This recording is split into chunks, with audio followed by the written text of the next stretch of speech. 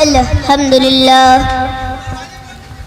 نحمده ونستعينه ونستغفره ونعوذ بالله من شرور أنفسنا ومن سيئات أعمالنا من يهده الله فلا مضل له ومن يضلل فلا هادي له وأشهد أن لا إله إلا الله وأشهد أن محمدا عبده ورسوله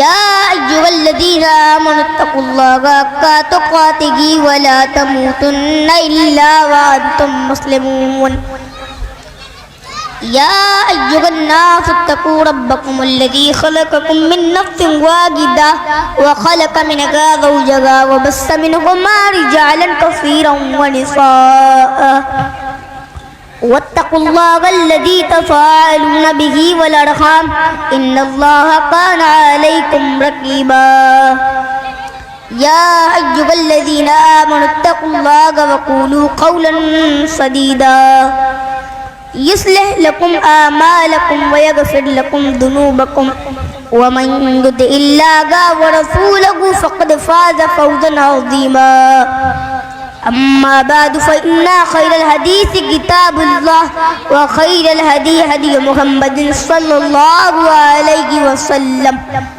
وشر الأمور محدثاتها وكل محدثة بدعة وكل بدعة ضلالة وكل ضلالة في النار أعوذ بالله من الشيطان الرجيم بسم الله الرحمن الرحيم لقد كان لكم في رسول الله أسوة حسنة لمن كان يرجو الله واليوم الآخر وذكر الله كثيرا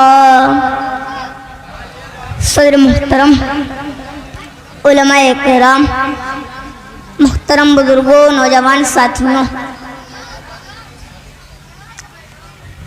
میں نے آپ کے سامنے خطبہ مسونہ کے بعد قرآن حکیم کی سورہ احزاب آیت نمبر 21 تلاوت کی۔ اس آیت کا ترجمہ بالکل واضح اور کلیئر ہے۔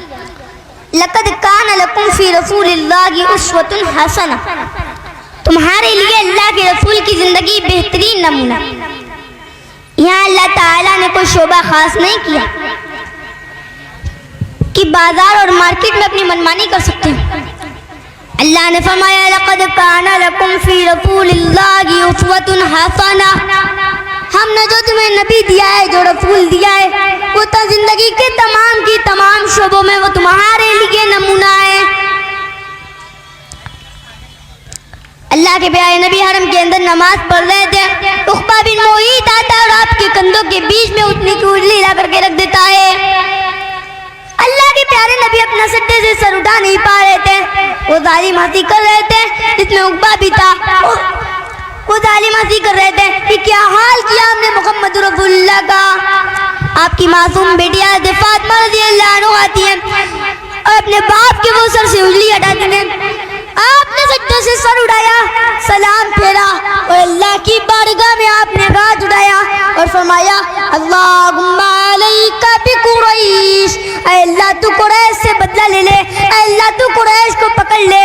اللہم علیک بابی جہل ابن ہشام، اے اللہ تو ابو جہل سے انتقام لے لے، تو عتبہ سے انتقام لے لے، تو شیبہ سے انتقام لے لے، تو ولید ابن عتبہ سے انتقام لے لے، تو عقبہ بن معیط سے انتقام لے لے، سب کا نام لے لے کر اللہ کے پیارے نبی نے بد دعا کی۔ ایک انصاری صحابی کہتے ہیں میں نے بدر کے کنویں میں بدر کے میدان میں بدر کے کنویں میں سب کی لاشوں کو پڑے ہوئے دیکھا تھا۔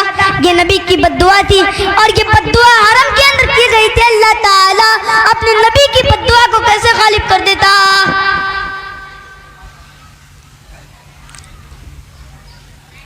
آپ جب نبی بنائے گئے تھے، آپ نے اسلام کا پہلا درس دیا تھا صفا کی پہاڑی پر۔ جب آپ نے صفا کی پہاڑی پر چڑھ کر کے اپنے سارے خاندان کے لوگوں کو ایمان کی دعوت دی، اسلام کی دعوت دی، فرمایا اے میرے خاندان کے لوگوں، میں اللہ کا آخری رسول ہوں، میں لا الہ الا اللہ کی دعوت لے کر کے آیا ہوں۔ تم لا الہ الا اللہ پڑھ لو، تم کامیاب ہو جاؤ گے، ورنہ اللہ کا بہت بڑا عذاب تمہارے اوپر آئے گا۔ انقذوا انفسکم من النار، اے میرے خاندان کے لوگوں، تم سب اپنے آپ کو جہنم کی آگ سے بچا لو، تم سب توحید پر آ جاؤ، تم سب اسلام کی چھایا میں آ جاؤ، میں اسی اسلام کی تمہیں دعوت دیتا ہوں۔ پھر آپ نے حضرت فاطمہ سے کہا، اے فاطمہ سلیلی من مالی ما شئتی، تجھے میرے مال میں سے جو چاہیے تو لے لے، لیکن لا اغنی عنک من اللہ شیئا۔ اے فاطمہ اگر تو نے بھی اپنے باپ کا کلمہ اگر تو بھی نہ پڑھی، اپنے باپ کے دین پر اگر تو بھی نہ چلی، تو لا اغنی عنک من اللہ شیئا، تو اے فاطمہ تیرا باپ بھی تجھے قیامت کے دن نہیں بچا پائے گا۔ اللہ کے رسول کو مکہ کے اندر کتنا ستایا گیا۔ اللہ کے پیارے نبی طائف میں لوگوں کو اسلام کی دعوت دینے گئے۔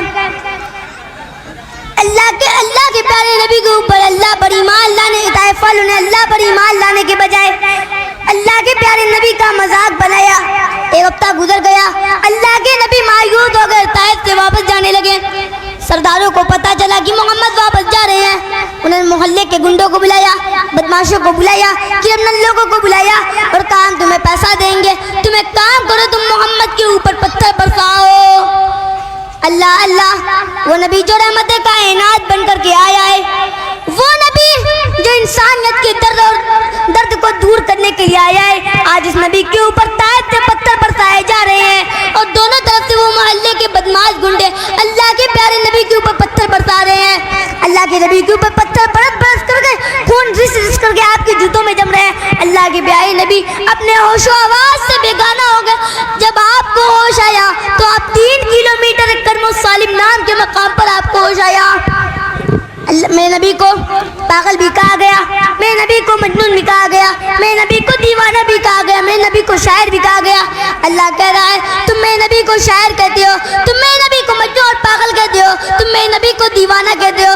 میرا نبی نہ تو دیوانہ ہے، میرا نبی نہ تو مجنون ہے، نہ میرا نبی نہ تو پاگل ہے، تنزیل من رب العالمین، میرا نبی تو اللہ کی طرف سے نازل ہونے والی کتاب پڑھ کر کے تمہیں سناتا ہے، وہ تو تمہیں قرآن پڑھ کر کے سنایا کرتا ہے۔ آخر میں اللہ رب العالمین سے دعا کرتے بارے اللہ تمہیں قرآن سننے زیادہ عمل کرنے کی توفیق فرمائے۔